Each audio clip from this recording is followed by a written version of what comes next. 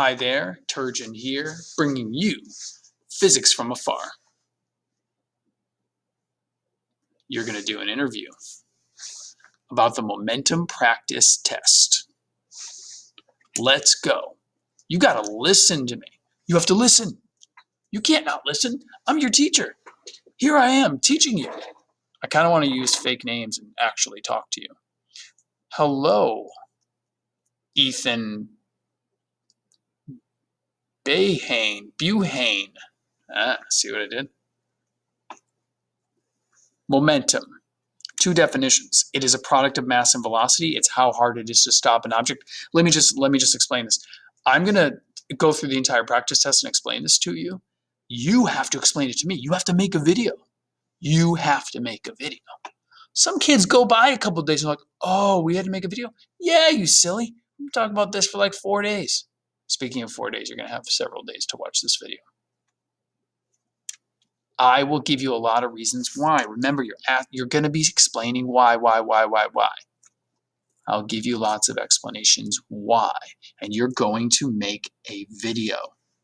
Now, some of you are not going to make a video because it will tell you, we're like, oh, you answered 3 questions, but you're going to pick 3 of these questions to answer for the video, and you're going to say what the answer is, and you're going to say why. It's more about why than the answer because I'm giving you all the answers.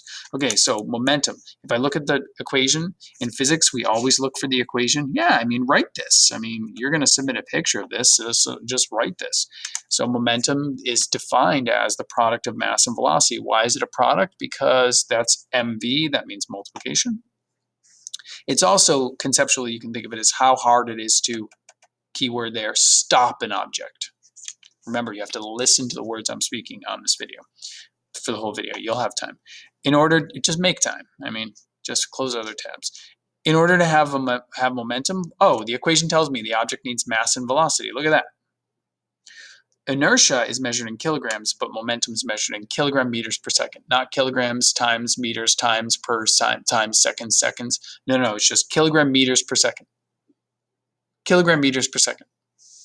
Inertia is a scalar because it has no direction. So if I say y, you'll say because it doesn't have a direction. It's just a number, and that number is the magnitude. A vector is also a number, so it has a magnitude, but a vector also has direction.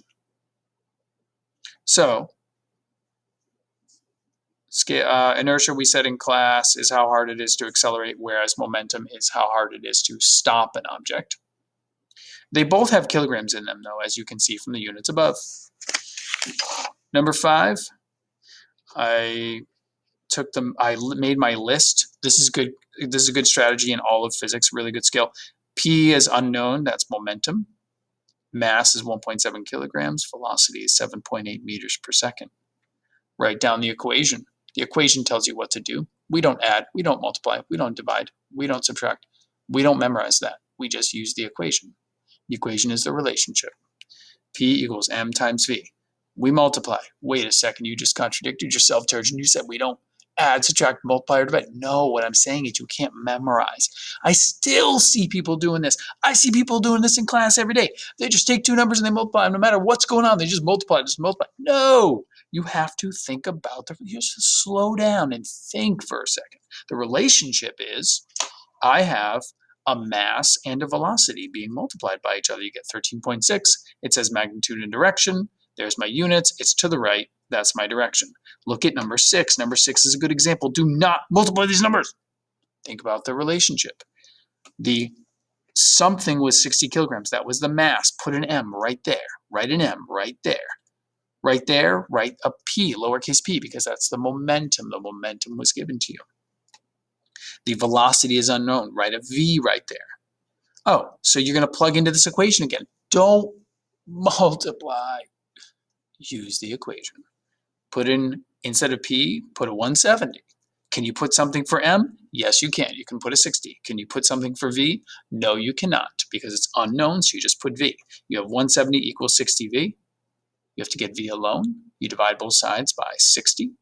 To get V alone, 170 divided by 60, the side cancels out, you get 2.83. That is a velocity, so the units are meters per second. Number 7, Same idea. Do not multiply. Do not divide. Just take a deep breath. Use the equation. So I have numbers here that are being given to me. It says 6 meters per second. That is something, and I know just by the units that it's, and you can tell me this when you say why. I know just from the units that meters per second means that is a velocity. The mass is unknown, so you're going to put v right here. You're going to put lowercase p right here, and you're going to put m right here. So can I put a number for p? I mean, clearly I should use p equals mv. Can I put a number for p? Yes, 12,000. If I'm going too fast, just like pause the video or whatever. Can I put a number for m? No, I cannot. Can I put a number for v? Yes, it's 6. So you divide both sides by 6, and you get a mass of 2,000. Now, everything needs a unit. So the unit for mass, I said earlier, is kilograms, kg. Ridiculously large momentum. Come up with your own, but I'm going to say the Earth. I'm going to say the Earth because the Earth has an extremely large mass and an extremely large velocity as it goes around the sun, believe it or not. Law of conservation of momentum is right here. The total momentum is constant at all times before and after collision. Make sure you say total momentum because it's all about the total momentum. Inelastic, inelastic, elastic, inelastic, elastic. I was just trying to show a kid how to write with his left hand, so I was writing with my left hand as a way of saying, hey, you can do something with your left hand. These are from the class notes, but these are some facts about collisions. Number 15, this is inelastic because they stick together, just like in number 11. The total momentum, first calculate each individual momentum for number 15. Individual momentum of the player A was 75 times positive 2 because it was to the right. Positive because it was to the right. So if I ask you why it's positive, why is it positive? You say it's positive because it said to the right. And then the other player was not moving. So you do 100 times the velocity of 0, you get 0. The total is 150. You're going too fast. Yeah, whatever. Just pause the video. Wait a second. Look at this. What is the total after? Oh, law of conservation of momentum. We said it was 150. It's always going to be the same in a collision. If you know the total momentum before the collision happened, you know the total momentum after the collision happened. Part D. Law of conservation of momentum is the reason I know. And if I explain a little more fully, like you're going to do in your interview or in your video, which is the same thing, I would say what the law of conservation of momentum says is if I know the total momentum, then that's never going to change as long as nothing interferes from the outside. Number 16, similar type of situation. They bounce off each other, so therefore it's elastic. If I say why, you'll say because they bounce off each other, they don't stick together. What's the momentum before the collision? I've got one going east, so I'm going to do P equals mv for one object. I'm going to do P equals mv for the other object. So the 0.3 kilograms, the mass is 0.3. Velocity is 3, that's 0.9 kilogram meters per second. It's east, so I'm going to consider that positive. It's to the right. The other one is going west, so I'm going to do 0.5, but I'm going to do a -6. If I ask you why, you're going to say because -6, like a number line, is going left. West is like a number line going left, and that's negative. So 0.5 times -6 is -3 kilogram meters per second. If you add +9 and -3, you get -2.1 kilogram meters per second. Kilogram meters per second. That's the total momentum. Look at my answer for C. I didn't even hesitate. I know the total momentum after. It's funny, I'm looking at these numbers and for some reason it's really early in the morning and my brain is trying to process what's going on with -3 plus +0.9. 17.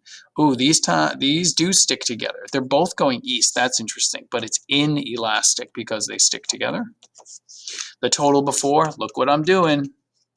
Why am I doing this? Because I get the total, I get the momentum of each, and then I add them up.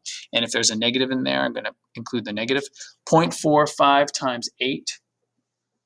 Calculator. Can I do that in my head? Yeah, but time pressure. So that is, I'm just going to put the number, it's 3.6, and it's positive because it was to the east. This one's catching up to it, so they're both going in the same direction. The other one's going faster, so it's going to catch up. 0.23 times 2.5.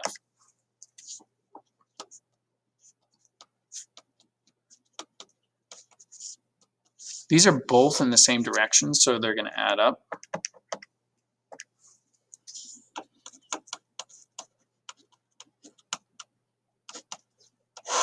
Okay. Total after the collision, same thing. You're going to tell me why. And because of the law of conservation of momentum, then you're going to, and I'm going to say, well, what's that mean? You're going to say, well, what that says is that's why momentum is so useful, because we know that the total, if it doesn't mean that the carts are each individual. You could say this for like bonus points. It doesn't mean the carts are individually still going to be 3.6 and 0.575. Nope. They're going to change their individual momentum. It's like you and a friend might, let's say you're like trading baseball cards. Do people still do that? The baseball cards. You might have the total number of baseball cards in your trade. Oh, kids. I wonder if your generation traded Pokemon cards. My kid did that through different points in elementary school, and then it became cool again in like 5th grade, and it was like cool in like 2nd grade, and that was cool again in 5th grade. Pokemon cards, Magic the Gathering cards. Kids trade, but like if you have 2 kids that have the same number of cards, one kid has 11, another kid has 8. You have a total of 19 cards, and if they trade among them, they're still going to have a total of 19 cards. Some vectors and scalars. Here's a collection of vectors. Momentum is the most important vector, but velocity is also one. We talked a little bit about force as well. These are all vectors. Some scalars. Mass is a really important one. Inertia is a really important scalar. Time is an important scalar. And another one will probably occur to me as well.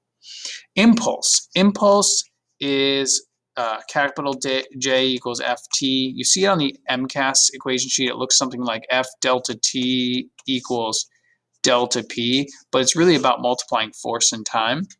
So I'm going to multiply force times time, and I'm going to get J equal, well, you said Turgeon, you said don't multiply. All right, fine, I'm going to make my list. Impulse is unknown.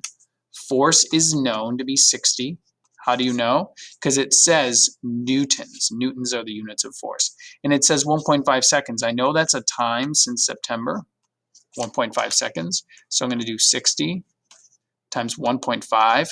Because I have an F, yes, I can put a 60. Do I have a T? Yes, I can put a 1.5. Do I have a J? No, I do not. It says find the impulse. 60 times 1.5, that's 1 times 60 plus 0.5 times 60, so that's 90, and the units are newtons times seconds. That's one of the things I can say. Why is it newton seconds? You could say because I took a force multiplied by a time. Let's go, people. Number 20, we're going to use the impulse momentum equation. So check this out. Don't worry about how long this video is taking. You guys have time. Like, I'm giving you class time for this. It's funny. I'm like having a conversation in my head with all of you. The impulse on a 40 kilogram block. So again, I'm going to do J is unknown. Force is known to be 22.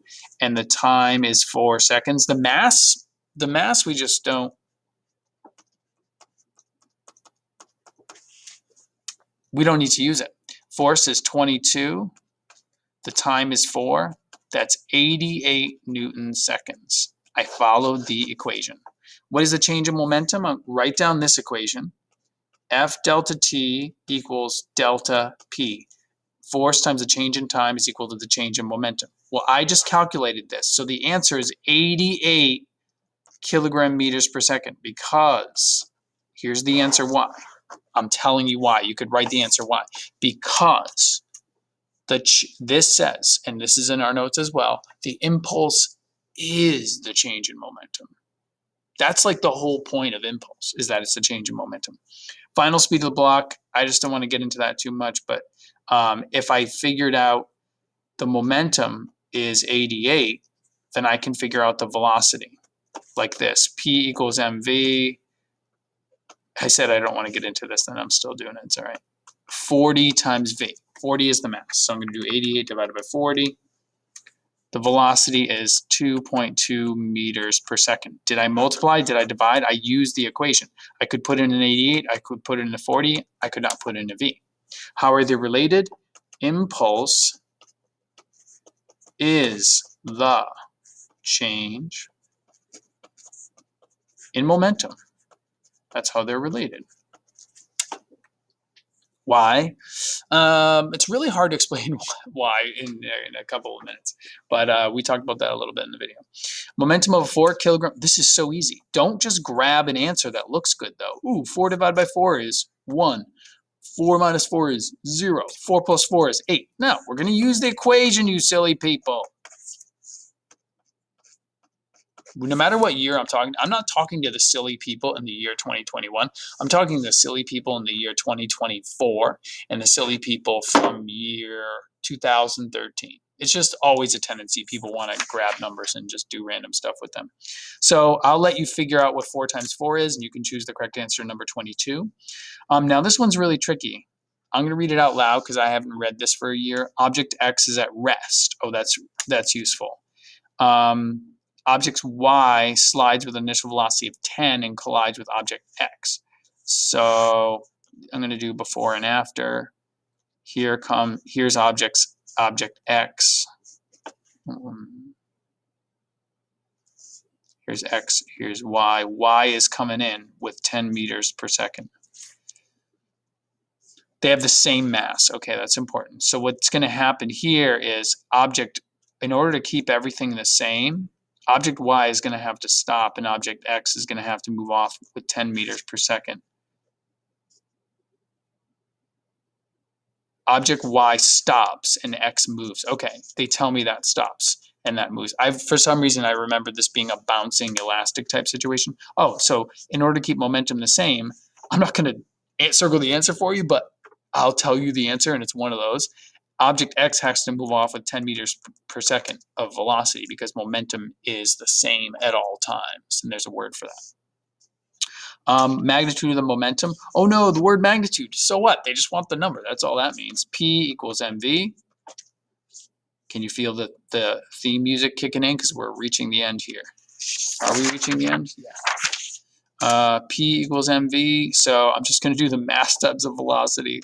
It's funny because we've done it so much, but it's hard if you don't feel like you understand why, then it keeps happening, you know? All right, so one of those answers is really close to that, even though it's not exactly that. I'll give you a hint. It's not the one that's over 1,000. It's around 3. Listen, it's been physics from afar. Remember, you got to explain why. So if you got to this point in the end of the video and you're only watching this, go back, take notes, get ready. You're going to be interviewing with a teacher or recording a video. This has been Physics from Afar.